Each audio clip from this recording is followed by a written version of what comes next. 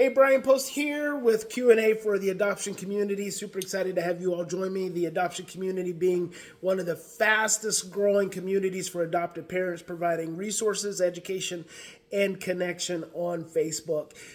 So I have this list of questions, and this is the third one that I've done. So I did first one on my phone, uploaded it, second one on Zoom, uploaded it, and then I'm doing the third one on my phone until we can figure out how to get these to you all in the most efficient and effective way. And these videos right now are running about 9 minutes. So that's pretty long, but I want to be really as thorough as possible. And even 9 minutes is not a lot of time. So this one comes from anonymous member and Sally, and it's a great question. How does a foster adoptive parent manage the sense of not liking the young person a kid seems to be growing into? Especially if the older they get, the more defiant/aggressive they're becoming. Woo! I love that question. So here's the thing. That child is reminding you of someone from your past experience. So they are reminding you of someone from your past that made you feel stressed, made you feel scared, made you feel threatened, maybe made you feel shamed. It could have been a parent, it could have been a sibling, it could have been a cousin, it could have been a teacher, it could have been a peer. But that's who that child is reminding you of. Here's the thing that people don't realize is there are no coincidences. Every relationship that shows up in our lives is reflected based on past relationships. So, because it's all vibration. So when you have a child, your child's behaviors, your child's personality, sometimes the way your child looks, triggers a process of stress of going into your brainstem and looking for a similar experience which has an emotion attached to it. That emotion attached to that past experience is what then creates the thought process, the feeling process, the energetic process of your reaction or response to that individual. So it's not a far stretch to think that as a child who's growing up is defiant, which creates stress and anxiety, a child who's growing up who's aggressive, which creates stress and anxiety, is going to be someone that you're not really going to like. Here's the challenge, and you can do this. Take a deep breath. You can do this. Your goal is to, number one, find out in your experience. Spend some time thinking about this. Close your eyes, take some deep breaths. Feel how that child makes you feel, and then ask yourself, who does this child remind me of? That's your first responsibility. Who does this child remind me of? Stop worrying about your child right now. Start focusing on making that connection. And then as soon as you make that connection, you ask yourself, how did that person make me feel? And then you go back and explore what were some of the situations that person made you feel that way. Okay?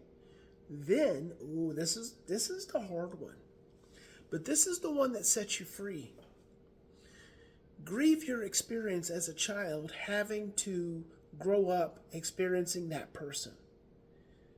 Grieve your experience. So feel sad for yourself as that child having to have that experience.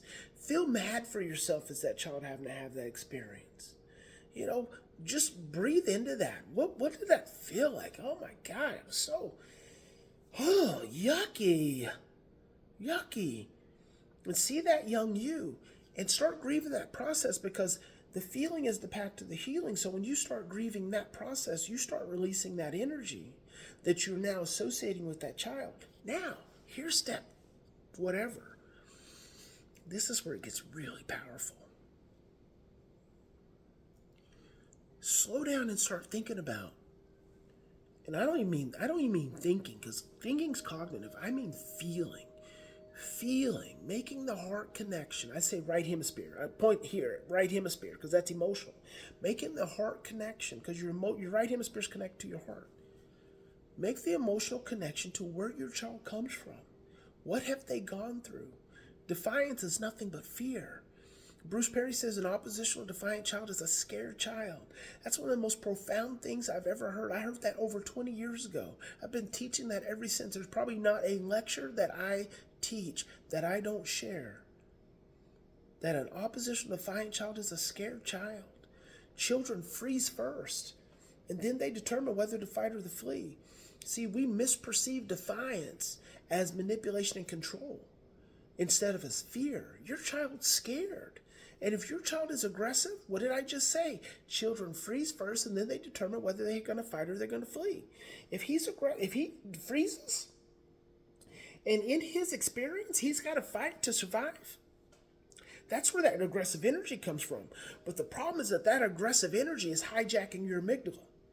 So the moment he has aggressive energy, it's hijacking your amygdala, sending you back into a past experience connected to someone and some experience that you did not like, which made you feel helpless. It made you feel anxious. It made you feel sad. It made you feel angry. It made you feel overwhelmed. And bam, that's what you're feeling right now. So you guys are in a negative feedback loop. Now, this is the heart. So I've asked you to grieve your own process. I've asked you to grieve and get connected to your child's emotional experience and their own process of what they've been through in this life. And then number 3, oh boy, this is going to be a big one. I need you to fall back in love with your child.